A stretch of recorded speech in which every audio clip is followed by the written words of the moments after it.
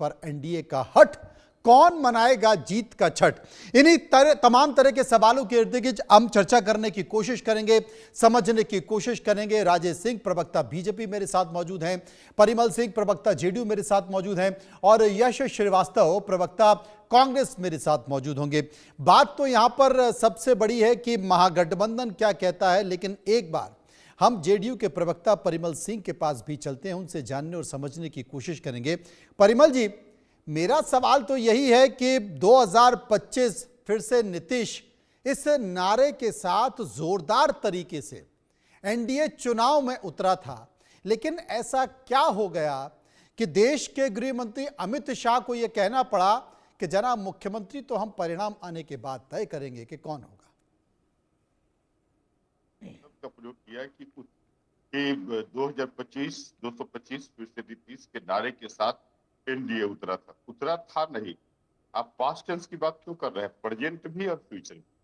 देखिए, एनडीए का सबसे बड़ा जो फेस है या सबसे बड़ा जो एसेट है वो आदरणीय नेता नीतीश कुमार के विकासीय या सुशासन है। उस आधार पर एनडीए जनता के बीच जा रही है और बेसिकली जनादेश लेने के लिए जनता जनार्दन के पास जाएगी और ऐसा प्रतीत होता है इस बार कि जनता ने मन बना लिया है और हमारे आदरणीय नेता को प्रचंड बहुमत से विजय बनाकर फिर बिहार के विकास और सामाजिक न्याय की बात को प्रशस्त करें। यहाँ तो कोई कंफ्यूजन ही नहीं यहाँ। और आपने चला रहा था अभी कि अमित शाह जी ने कहा, तो अमित शाह जी ने जिस कंटेक्स्ट में कहा ये भी मैं बतला दूं कि जब उन्होंने कहा तो उसके जस्ट आफ्टर 1 आवर बीजेपी के ऑफिशियल साइट पर ट्विटर पर यह स्पष्ट पटवारी संदेश दिया गया कि मुख्यमंत्री का चेहरा और नीतीश जी के चेहरे पर ही चुनाव लड़ा जाएगा और वही मुख्यमंत्री होंगे। और पिछले लगभग 2 महीने से पूरे बिहार में एनडीए के प्रदेश स्तर के जितने भी अध्यक्ष हैं और कार्यकर्ता सम्मेलन कर रहे हैं और फिर एकमात्र नारा है 2025 225 फिर से नीति। यहाँ कंफ्यूजन की बात नहीं।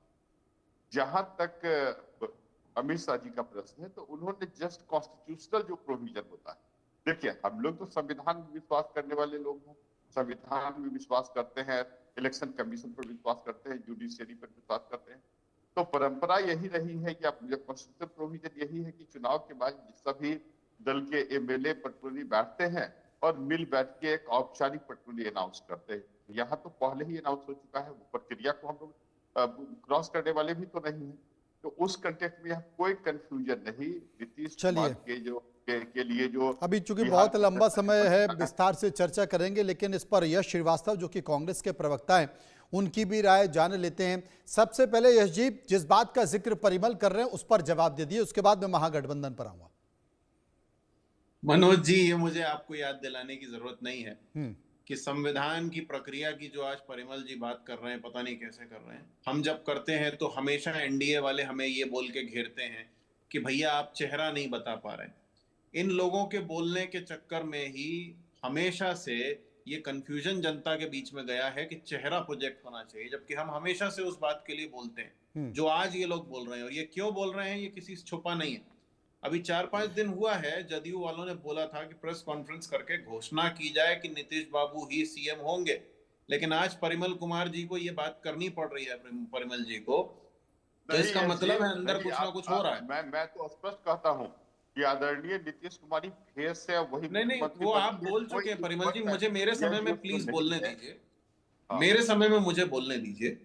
तो आप जो कह रहे हैं उसका कारण क्या है वो तो आप जाने और बीजेपी वाले जाने। हम तो ये जानते हैं कि ये जो फर्जी नैरेटिव फैलाया जा रहा है कि एनडीए एक है, एनडीए कोई एक नहीं है। चिराग पासवान भी जुलाई में इस सरकार के प्रति असंतोष व्यक्त कर चुके हैं लॉ एंड ऑर्डर की स्थिति पे, और उसके अलावा 9 अक्टूबर की मीटिंग से वो असंतुष्ट होकर निकले थे। जदयू को ये प्रेस कॉन्फ्रेंस के लिए मांग उठानी पड़ी। अब बाद में वो कुछ भी बोल रहे हो, लेकिन कुछ ना कुछ तो हुआ जब तो ये मांग उठी, इसलिए ये सब बातें बेमानी है। काम की बात यह है कि इतने लंबे कार्यकाल के बावजूद नीतीश बाबू हो या बीजेपी हो, बिहार की जनता को इन्होंने कभी संतुष्ट नहीं किया। अगर आप रोजगार और परीक्षाएं मांगने वाले बच्चों पर लाठी मार रहे हैं, अगर आपके पुल बनने से पहले गिर रहे हैं, और अगर आप 70,000 करोड़ बिना बताए गोल कर देते हैं, तो आप सही सरकार नहीं है। और चुनाव पार्टियां सेट करने के लिए नहीं होता, चुनाव इसलिए होता है कि जनता को एक जिम्मेदार सरकार मिले, और वो सरकार एनडीए से नहीं मिलेगी, वो इंडिया से मिलेगी। मेरे साथ राजेश सिंह बीजेपी के प्रवक्ता, एक बार उनके पास भी चलूंगा। राजेश जी, ये कहा जाता है कि राजनीति के चाणक्य हैं अमित शाह। मुझे मध्य प्रदेश के चुनाव में उनका एक बयान नजर आया था, और जब पत्रकारों ने पूछा, उनके बगल में ही मुख्यमंत्री शिवराज सिंह चौहान बैठे थे, जब पत्रकारों ने उनसे पूछा कि आपका अगला मुख्यमंत्री कौन होगा 2023 का, जब विधानसभा जीतेंगे, उन्होंने कहा कि अभी शिवराज जी हैं, उसके बाद हम चुनाव के बाद तय करेंगे कौन मुख्यमंत्री होगा। ठीक ऐसी ही बात अमित शाह ने बिहार के चुनाव में कर दी है कि देखिए भाई, अभी तो हमारा चेहरा नीतीश कुमार हैं, और मुख्यमंत्री कौन होगा यह परिणाम के बाद हम तय करेंगे। अब परिमल जी, इसमें कितना भी पोंछा लगाने की कोशिश करें, लेकिन अमित शाह बहुत मजे हुए राजनेता हैं, राजनीति का चाणक्य उन्हें कहा जाता है। अगर उन्होंने इस बात का जिक्र किया है तो वो ऐसे ही नहीं कर दिया। पिछली बार भी बीजेपी एक बड़ी पार्टी के तौर पर उभर कर आई थी, लेकिन कमिटमेंट था बीजेपी का, इसलिए नीतीश कुमार को कम सीटों के बावजूद भी मुख्यमंत्री बनाना पड़ा। इस बार बीजेपी ऐसा कोई रिस्क लेना नहीं चाहती, और वो पूरी की पूरी कोशिश करेगी कि अगर ज्यादा सीटें हमारी आए तो फिर हमारा मुख्यमंत्री क्यों ना हो। राजेश जी, मैं ठीक बोल रहा हूं ना? सर, आप सीनियर पत्रकार है, सभी बात की जानकारी आपको है। आप अभी नीतीश जी का सीट विधानसभा में पिछला जो अभी भंग हुआ है, कितना हमसे कितना कम था। नेता और मुख्यमंत्री हमने किसको बना के रखा। पिछली बार की घटना है, माननीय नीतीश कुमार जी ने गृह मंत्री और प्रधानमंत्री जी को कहे कि मुख्यमंत्री आप अपने पार्टी से बना दीजिए, हम मुख्यमंत्री नहीं बनना चाहते हैं। तो आदरणीय प्रधानमंत्री जी ने ऑन द रिकॉर्ड ही बात है, नीतीश जी ऐसे सीनियर लीडर सैकड़ों बार मंच से बोले हैं कि मैं मुख्यमंत्री नहीं बनना चाहते थे। आदरणीय प्रधानमंत्री ने हमको बोले कि आप जो है से बिहार का विकास कर रहे हैं, आपके नेतृत्व में हम लोग रहेंगे, आप ही बिहार के मुख्यमंत्री बनिए। तो सीधी सी बात है, हमारे गृह मंत्री जी ये नहीं कहे कि हम नीतीश जी को मुख्यमंत्री बनाने जा रहे हैं या नहीं बनाने जा रहे हैं। ये बोले कि एक संवैधानिक प्रक्रिया है कि जब 5 साल के बाद विधानसभा भंग होता है तो संविधान प्रक्रिया के तरह नेता चुना जाता है। हम लोग आदरणीय नीतीश कुमार को नेता मान के चुनाव लड़ रहे हैं, इसमें कहीं कोई कंफ्यूजन नहीं है कि हमारे नेता नीतीश कुमार हैं और 1996 से नेता हैं। और दूसरी बात है कि हमारे गृह मंत्री जी ने बोला है कि कानूनी प्रक्रिया है, आप कैसे बात कर रहे हैं, चुनाव के रिजल्ट आने के बाद नेता का चुनाव होगा। और हमारे नेता जो हैं, जो अभी एनडीए जो 5 पांडव का गठबंधन है, जिसको हम लोग विकास के जो एक बड़ा मापदंड बनाए हैं बिहार में, हम लोग चुनाव में गए हैं, जनता का आशीर्वाद पूरी तरह हम लोगों के मिलेगा। और हम अपने पार्टी के एक साधारण कार्यकर्ता के तरफ से कहते हैं कि नीतीश जी हम लोगों के नेता हैं और नीतीश जी को हम लोग नेता मानेंगे। ये कंफ्यूजन आप मीडिया वाले चाहे पैदा कर दे।